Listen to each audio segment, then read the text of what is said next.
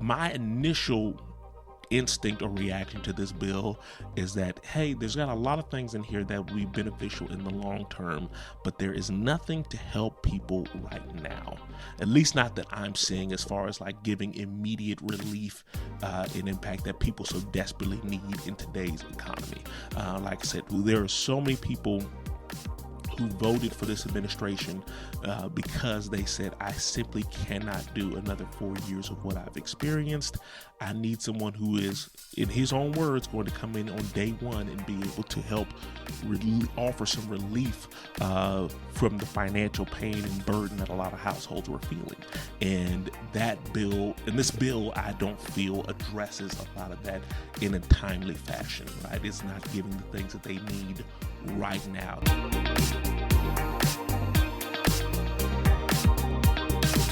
Welcome to the Home Goals Podcast, the ultimate guide for turning your home goals into a reality. I'm your host, Derek Thornton. Join us as we navigate the twists and turns of obtaining a home. We'll be offering expert tips, helping you avoid pitfalls, and championing your journey towards that cherished place to call home. In this week's episode, we will discuss one of the topics that's really been revolving around the news channels lately, and that is in regard to the One Big Beautiful Bill.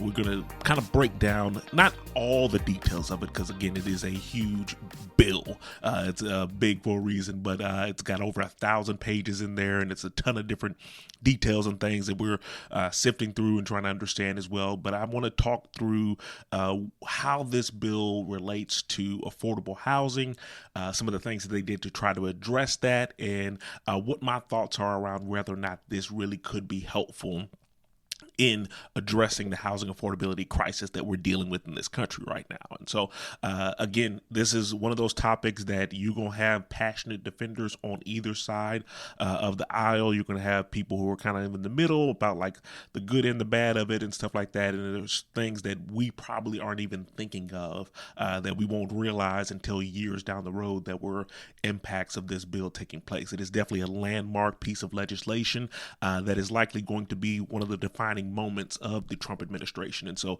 we're definitely going to be talking about this for years and probably even decades to come. So this is something that I want to kind of break down, but knowing full well this likely won't be my last podcast talking about this bill and the impact that it has on housing as well. But, when you get back to the basics of it and kind of what we all believe or what we think is going to be most beneficial to the citizens of this country, you have one segment of the population that is very much in favor of doing all that we can to help the small business owner.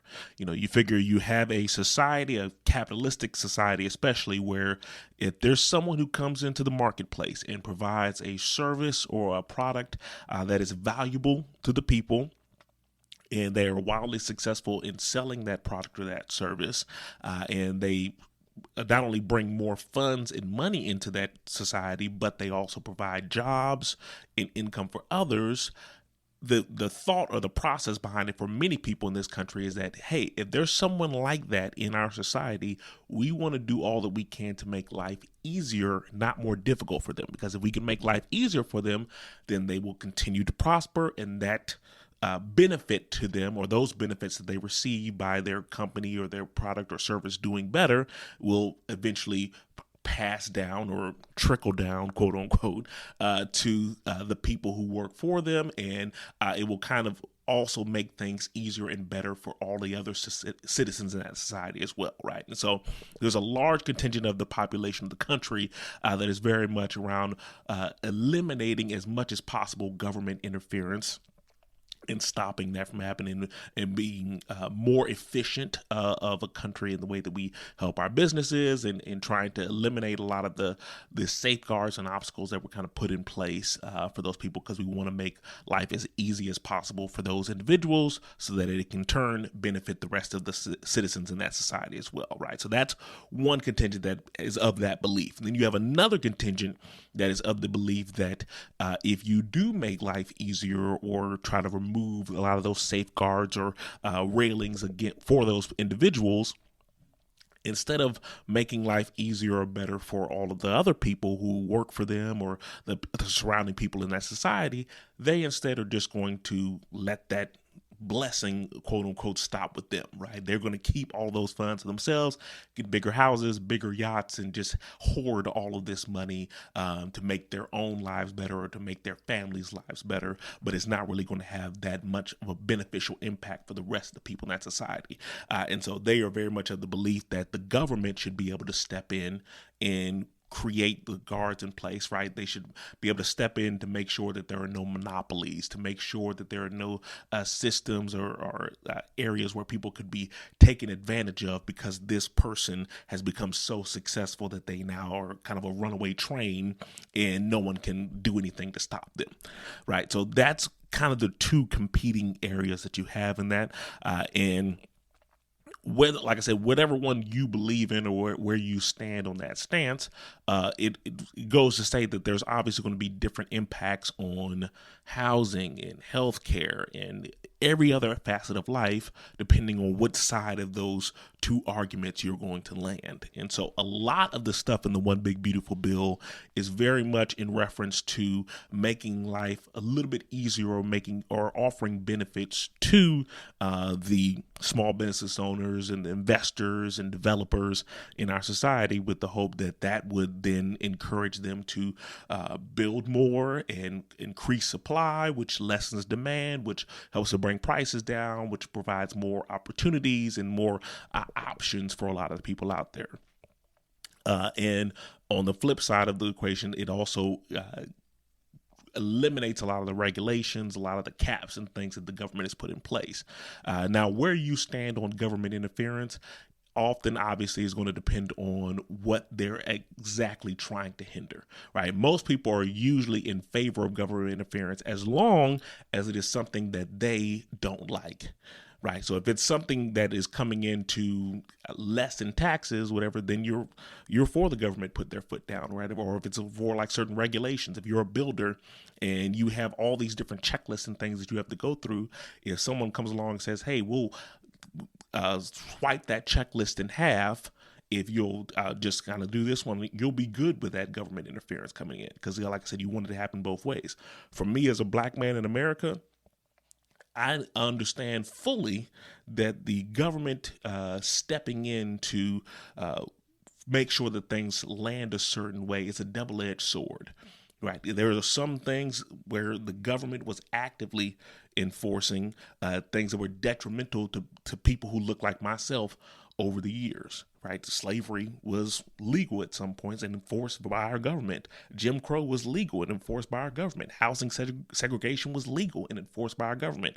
All these things that were terrible things that were being done to black individuals and black citizens in this country, they were all enforced by the country. But on the flip side, they also were abolished or eliminated by the government stepping in as well, right? The government had to step in and say that slavery is no longer legal, no matter what state you're in, right? They had to put that mandate in place. They had to say that you can no longer segregate the schools. You can no longer segregate the neighborhoods. Laws had to be put in place where the government had to step in, right? If we had just left that up to the individual states or the individuals themselves, who knows where we would be right now? I'm willing to bet there would likely still be all of those horrendous things still taking place in our country freely without any consequences or repercussions, because, again, if you leave it up to those individuals, more likely than not, they're usually going to act in their own best interest instead of doing something that benefits the majority of individuals as well. And so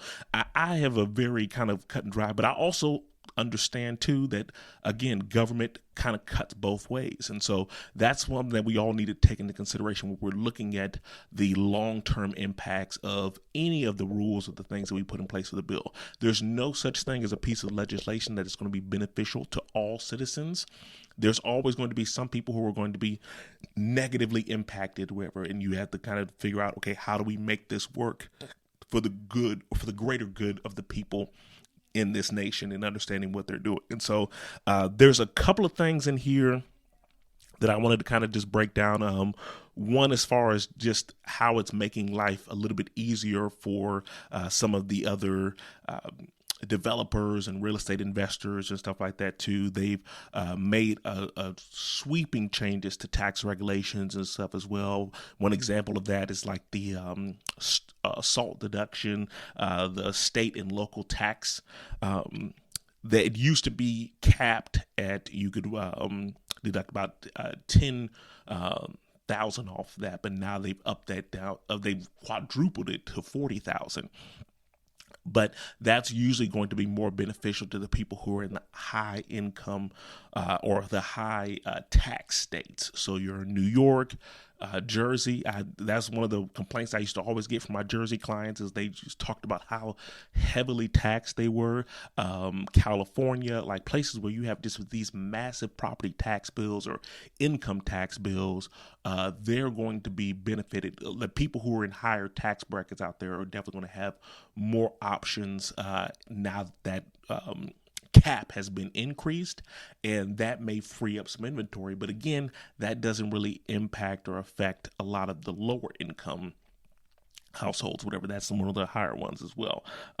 They also are creating different opportunities, for example, like the depreciation, right? The bonus depreciation. Now, you can do all of that up front for a lot of the real estate investors out there, instead of having to spread it out over several years, right? Those are other options as well. Low income housing tax credits, right? They're going to expand that program. So they're going to make it easier, more beneficial for people to build low income rental units, which is, again, a great thing. That's absolutely something we want to have happen. Same thing with opportunity zone programs.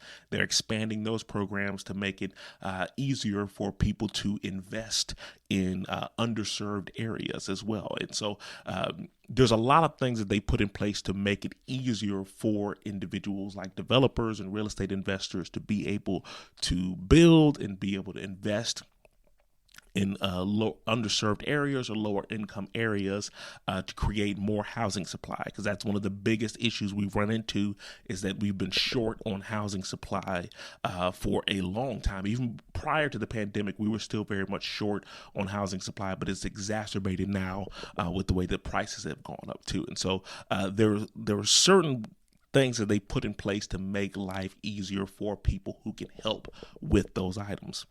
But on the flip side of that, there's always going to be some give and take, and you have to figure out, okay, are these things going to be helpful in the long term?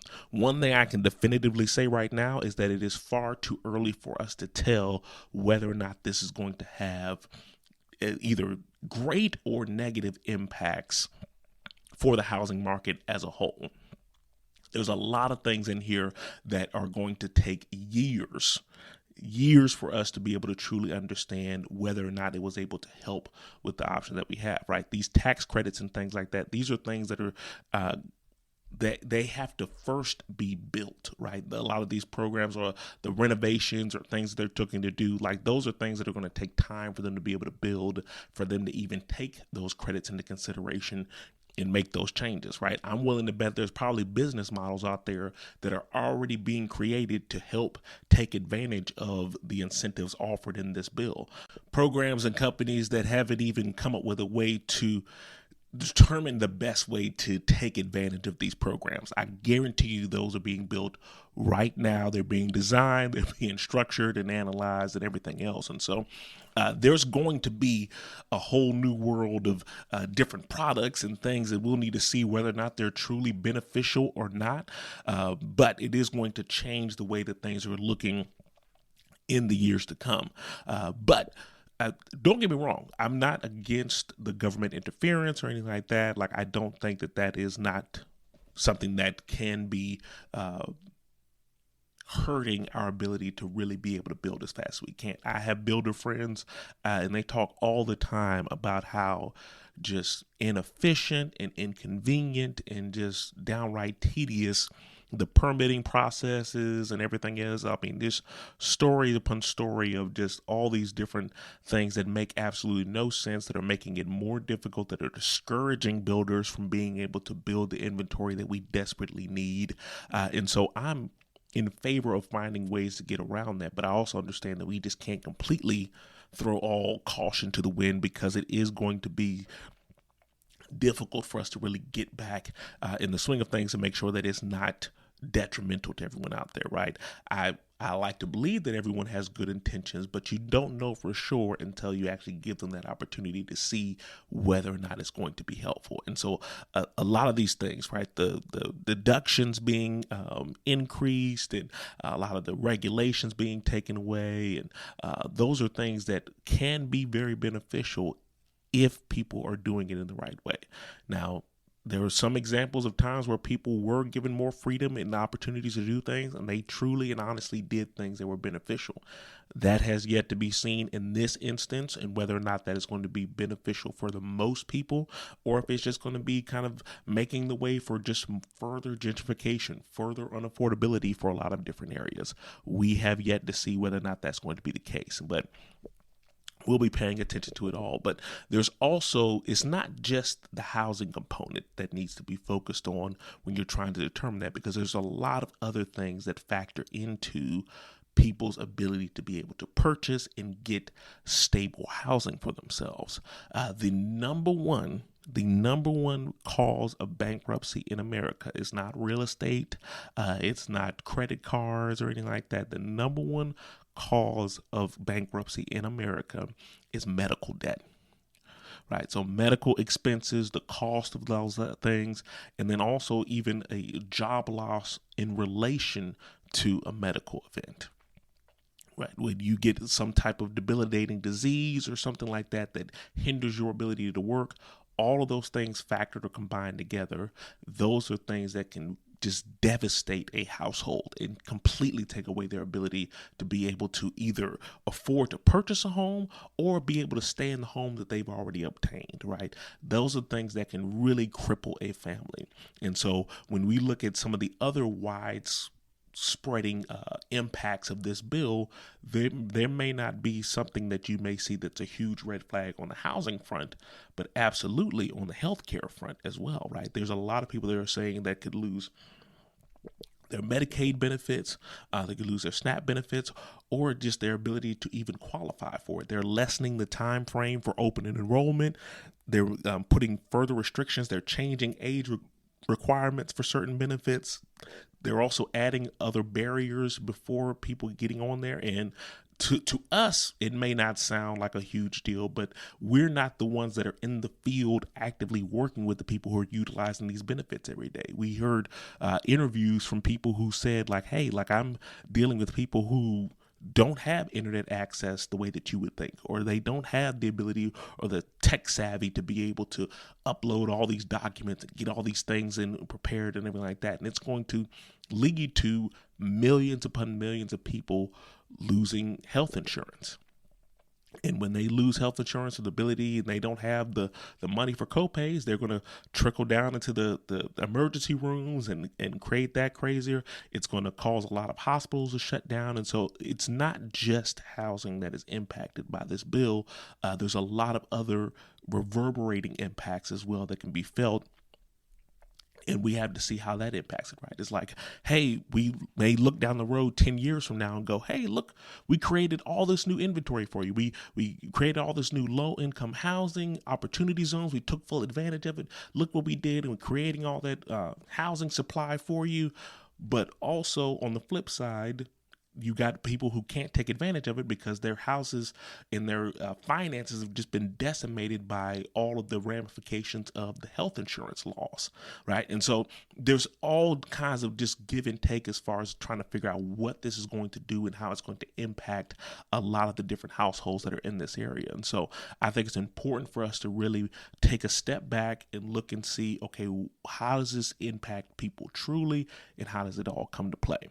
Now, as far as my personal thoughts on it, again, I see the government as kind of a double-edged sword, right? Where I know how inefficient and unhelpful they can be in certain circumstances and help holding things back from progress. But I also understand that there are some times where if you don't have the government there to put their foot down, things can really go off the rails. My initial instinct or reaction to this bill is that, hey, there's got a lot of things in here that will be beneficial in the long term, but there is nothing to help people right now, at least not that I'm seeing, as far as like giving immediate relief and impact that people so desperately need in today's economy. Like I said, there are so many people who voted for this administration because they said, I simply cannot do another 4 years of what I've experienced. I need someone who is, in his own words, going to come in on day one and be able to help offer some relief from the financial pain and burden that a lot of households were feeling. And this bill, I don't feel addresses a lot of that in a timely fashion, right? It's not giving the things that they need right now to be able to help with housing affordability. And so it's one of those things where it's kind of like a give and take, trying to figure out whether or not this is going to be most beneficial and how long it'll take to be beneficial for a lot of the households out there. I mean, and you also haven't taken into account too that it's raising the debt ceiling over this next 10 years as well.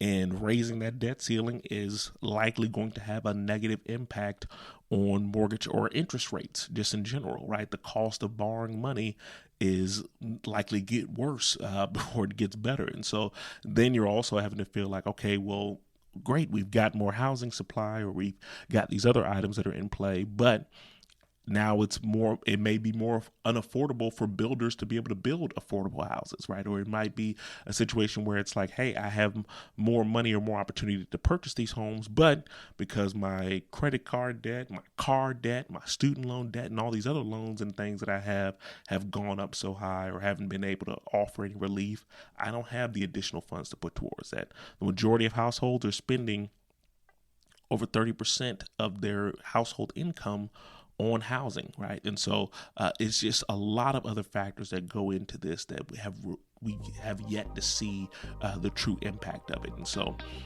again, this won't be my last episode on this topic. I'm sure we'll be talking about this for years to come, but I did want to make sure that I took some time to address it and talk about it, a little bit of kind of what we're seeing in the area in ways that could be helpful or could not, or whatever. So we're always going to hope for the best, prepare for the worst, but I just wanted to take some time to go through that. So I hope you all have a wonderful, wonderful week, and I'll talk to you next time.